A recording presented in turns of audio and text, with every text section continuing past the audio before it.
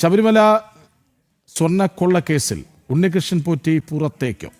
മുഖ്യപ്രതി ഉണ്ണികൃഷ്ണൻ പോറ്റി, മുൻ executive officer Sudheesh Kumar എന്നിവരുടെ ജാമ്യാപേക്ഷ കൊല്ലം വിജിലൻസ് കോടതി അല്പസമയത്തിനകം പരിഗണിക്കും.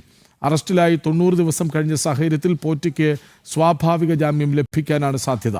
റിമാൻഡ് കാലാവധി തീരുന്ന എൻ വാസുവിനെയും കോടതിയിൽ ഹാജരാക്കി. വിവരങ്ങളുമായി എം മനോജ് ഒപ്പം ചേരുന്നു. മനോജ്, എന്തൊരു അനാസ്ഥയാണ് നോക്കൂ.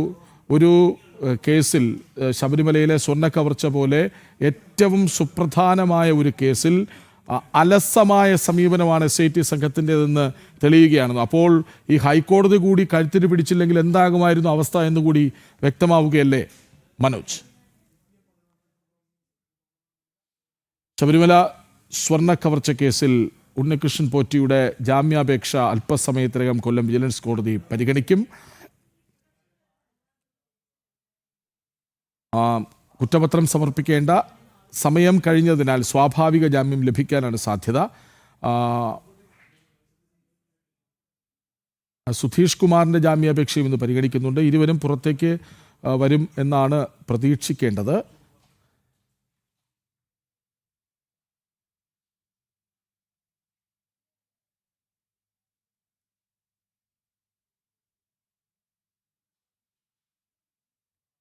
മുഖ്യപ്രതി ഉണ്ണികൃഷ്ണൻ പോറ്റി, മുൻ എക്സിക്യൂട്ടീവ് ഓഫീസർ സുധീഷ് കുമാർ എന്നിവരുടെ ജാമ്യാപേക്ഷയാണ് അല്പസമയത്തിനകം കൊല്ലം വിജിലൻസ് കോടതി പരിഗണിക്കുക. അറസ്റ്റിലായി 90 ദിവസം കഴിഞ്ഞ സാഹചര്യത്തിൽ ഇരുവർക്കും സ്വാഭാവിക ജാമ്യം ലഭിക്കാനാണ് സാധ്യത. റിമാൻഡ് കാലാവധി കഴിയുന്ന എൻ വാസുവിനെയും കോടതിയിൽ ഹാജരാക്കിയിട്ടുണ്ട്. മനോജ് ഒപ്പം ചേരുന്നു. മനോജ്, ഞാനതാണ് നേരത്തെ സൂചിപ്പിച്ചത്, വലിയ അലംഭാവമാണ്, അനാസ്ഥയാണ്, അലസതയാണ് SIT സംഘം കാണിക്കുന്നത്.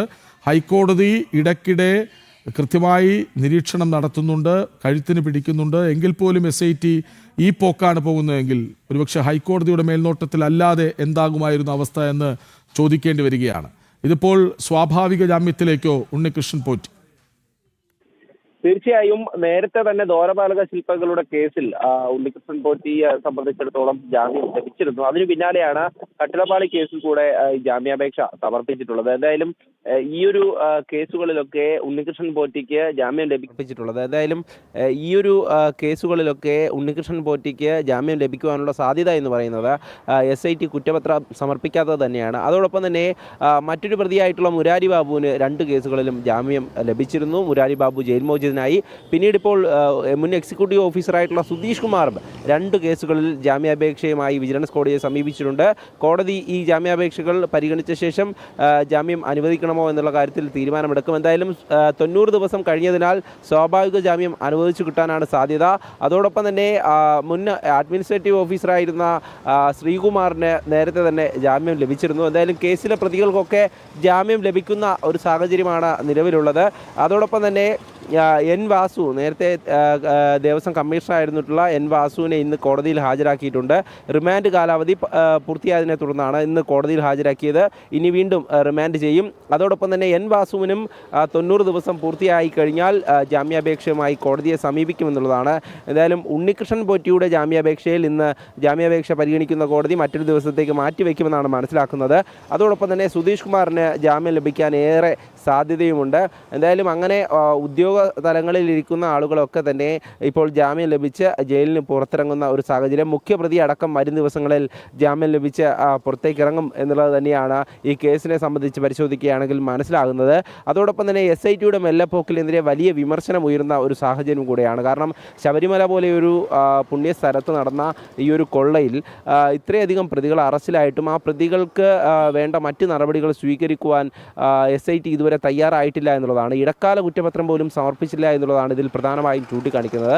അത്തരത്തിലൊരു ഇടക്കാല കുറ്റപത്രം ഉണ്ടായിരുന്നെങ്കിൽ പ്രതികൾക്ക് ഇത്ര വേഗത്തിൽ ജാമ്യം ലഭിക്കില്ലായിരുന്നു എന്നുള്ളത് തന്നെയാണ്. എന്തായാലും റിമാൻഡ് കാലാവധി പൂർത്തിയായി കഴിഞ്ഞാൽ ഈ ജാമ്യാപേക്ഷയുമായി കോടതിയെ സമീപിക്കുന്ന പ്രതികൾ, ഇനി മറ്റു പ്രതികളുണ്ട്, KS ബൈജു അടക്കമുള്ളവർ ഇനി വരും ദിവസങ്ങളിൽ ജാമ്യാപേക്ഷയുമായി കോടതിയെ സമീപിക്കും.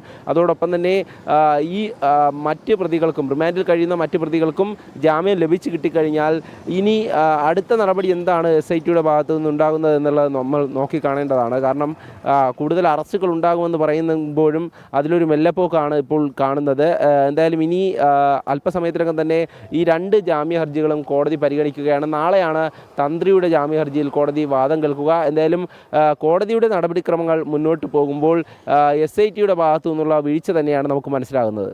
യെസ്, ഉണ്ണികൃഷ്ണൻ പോറ്റി സ്വർണ്ണ കവർച്ച കേസിൽ പുറത്തേക്കോ ഏതായാലും അല്പസമയത്തിനകം കൊല്ലം വിജിലൻസ് കോടതി ജാമ്യ ഹർജി പരിഗണിക്കുകയാണ്. വിവരങ്ങൾ നൽകുകയായിരുന്നു എം മനോജ്.